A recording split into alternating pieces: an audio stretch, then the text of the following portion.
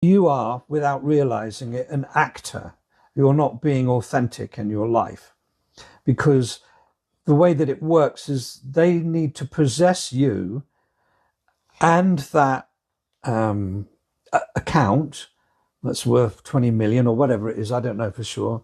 That's the figure that's been bandied about. They need to possess that. So they need you to have a thing called an id. An ID. Well, id is Old Hebrew for possession. So they need to possess you. You probably know that better as ID. Yeah. And they put the word identification over on it. So when someone says, I need to see some ID, they need to know who you're being as an actor. So you're not being yourself, because you can't be yourself, because that's already been monetized. So they need you to be something that's death slightly warmed up. Yeah. Because when something's death, you put it on ice. Okay.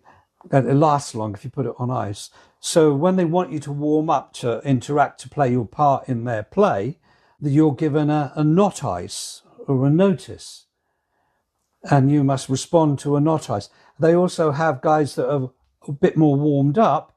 They're called off icers, like policy off icers, to take you off ice so you can contract.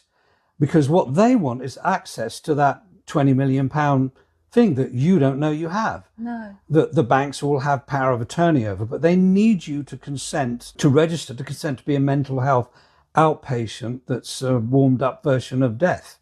And that's what you consent to be. In Tudor England, under Queen Elizabeth I, they never used to say yes or no. They would say yay or nay. Mm. So you consent to be a namee. That's where the term name comes from. So when somebody says they want to see some ID, they want id to possess you, they want to know who you're acting as, the role you're acting as. So what's your namee? That's not who you are. That's something that you're not.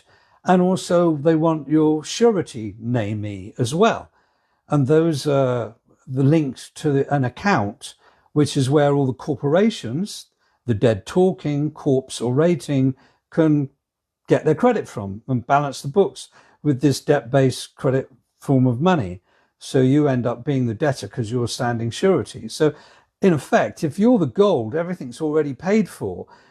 So they don't want you to know this. So what you have is you have debtors and creditors, and then you have administrators. Mm. Well, the administrators are like the Bar Association. Mm. After King John was a bit naughty, they decided to put in the Knights Templar. They were going to administrate and run things.